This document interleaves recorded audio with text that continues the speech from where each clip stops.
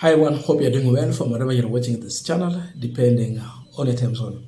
First of all, I have to apologize that we've been not active, and the issue was to do with the internet. I had a problem with my internet, but I traveled to Kakamega for someone to help me to fix the issue, and we are back here.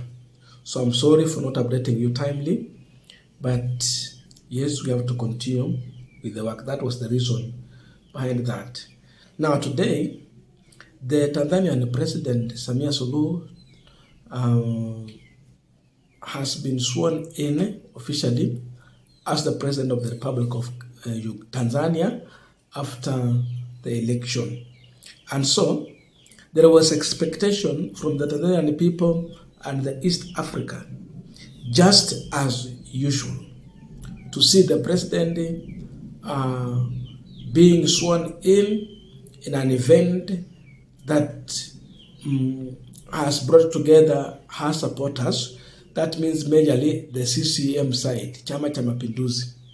So we expected to see a super massive crowd in a stadium. But instead, Samia Suluhu, under a tight security, very tight security, we saw her arriving for a private swearing-in ceremony at a military ground in Dodoma, instead of making it a public event.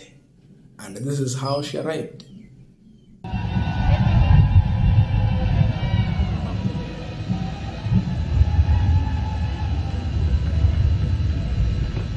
Isi Ali, mwakilishi wa wazee kutoka Zanzibar. Biubwa alizaliwa tarehe 10 Disemba 1958 Mbuzini katika mkoa wa Mjini Magharibi. Asante. Waheshimiwa wageni waalikwa, ndugu wananchi, mabibi na mabwana, Mheshimiwa Rais wa Jamhuri ya Muungano wa Tanzania na Amiri Jeshi Mkuu amekabidhiwa ngao pamoja na mkuki, ikiwa ni ishara kwamba yuko tayari sasa kwa ajili ya kulinda, kutetea Jamhuri ya Muungano wa Tanzania.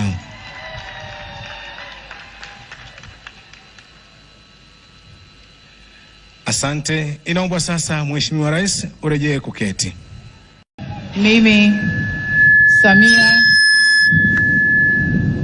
Mimi Samia Suluhu Hassan naapa kwamba nitakuwa mwaminifu kwa Jamhuri ya Muungano wa Tanzania na kuitumikia kwa moyo wangu wote, na kwamba nitaihifadhi, nitailinda na kuitetea Katiba ya Jamhuri ya Muungano wa Tanzania kwa mujibu wa sheria iliyowekwa.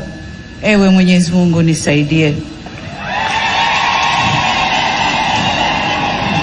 Mimi Samia Suluhu Hassan naapa kwamba nitatenda kazi zangu za urais wa Jamhuri ya Muungano wa Tanzania kwa uaminifu na kutimiza wajibu wa kazi hizo kwa bidii na moyo mkunjufu, na kwamba nitawatendea haki watu wote kwa mujibu wa sheria, mila na desturi za Jamhuri ya Muungano wa Tanzania bila woga, upendeleo, huba wala chuki. Ewe Mwenyezi Mungu nisaidie.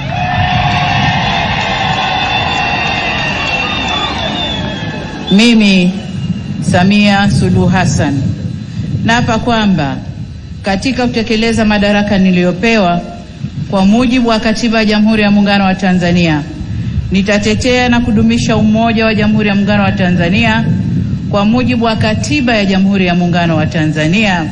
Ewe Mwenyezi Mungu nisaidie. Now, after arriving, Samia Suluhu was handed over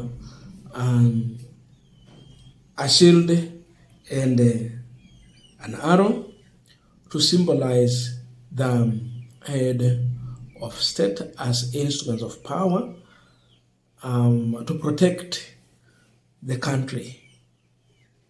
Then after that, she took on the oath of office, and yes, that was the swearing in that has finally taken place in Tanzania. As this event is going on, yes, there is a question people are asking in Tanzania and across the world.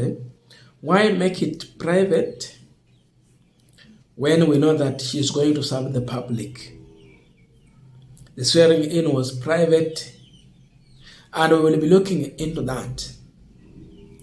Why private? But beside this, there's also the other issue that happened. One, President Ruto did not attend the swearing in. Instead, he decided to send his deputy president, a man Kenyans are referring to as Mr. Soprano, Kithure Kindiki. Then, after sending Kindiki, Ruto shared a message on behalf of Kenya, which is attracting a lot of criticism. This is what Ruto said. I quote him. On behalf of the government and the people of Kenya, and on my own behalf, I extend sincere congratulations to Samia Suluhu Hassan on her re-election. When alikuwa elected at the first place. Anyway, maybe as a running mate to the late John Pombe Magufuli. So Ruto congratulated Samia Suluhu. Kenyans did not take it lightly. They had a contrary views to William Ruto, and they are asking those questions. I just want to read like 4 because I can't read everything. Then we will go in the discussion. Mzalendo. Unaongelea wa Kenya gani? That is the question. Kibwana. Not on my behalf, please. Remember Ruto said on behalf of the people, the people of Kenya. Anasema not on my behalf. Timothy Mwai, we are not part of the massacre.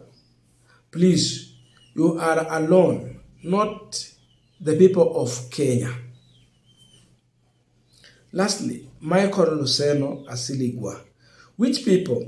Me as a Kenyan, I am not part of this scam. So definitely Kenyans are distancing themselves from Ruto's statement in terms of congratulating Samia Suluhu and also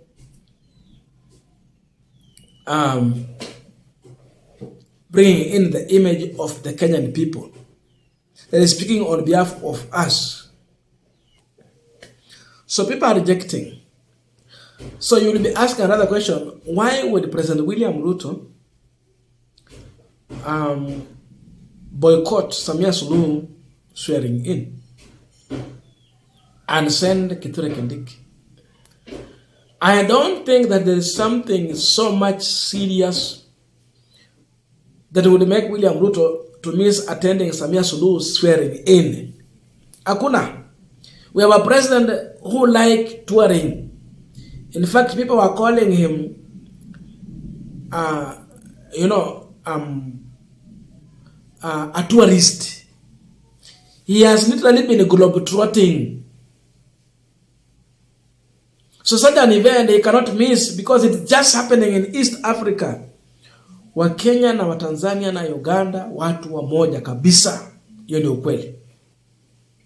Hiyo ndio ukweli wa mambo kabisa. Hizi nchi tatu na mimi nimepata nafasi nzuri ya kutangamana na hao watu kikazi. I've worked with them. They're outside Kenya. So how did Ruto miss this? There are two issues there. Samia Suluhu's election is questionable. There has been a massive protest. Tunasikia alipata 98%. Hata hawana uoga wa kujaribu kubalance hizi mambo. Haionekana hata alipata 70% or 60%. They're putting it at 98%. That's a big joke. The main contendant, Chadema, hakukuwa. Chama Chadema.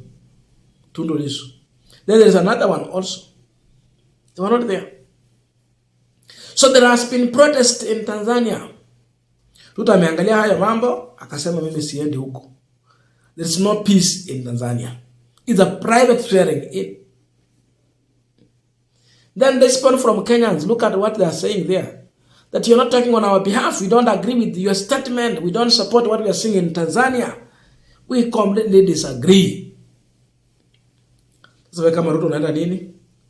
Kwa hivyo, kwa sababu ya aibu ambayo iko kule Tanzania, Ruto in his own wisdom ameamua ya kwamba he will not be part of that coronation.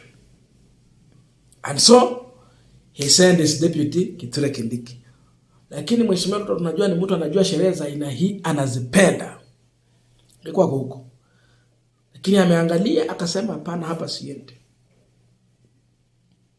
Samia Suluhu, why a private swearing in a military ground?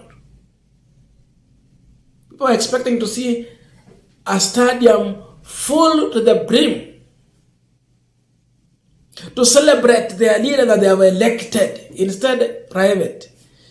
Mambo kama haya huwa yananikumbusha vile mheshimiwa Kibaki alichukua tamu za uongozi in 2007.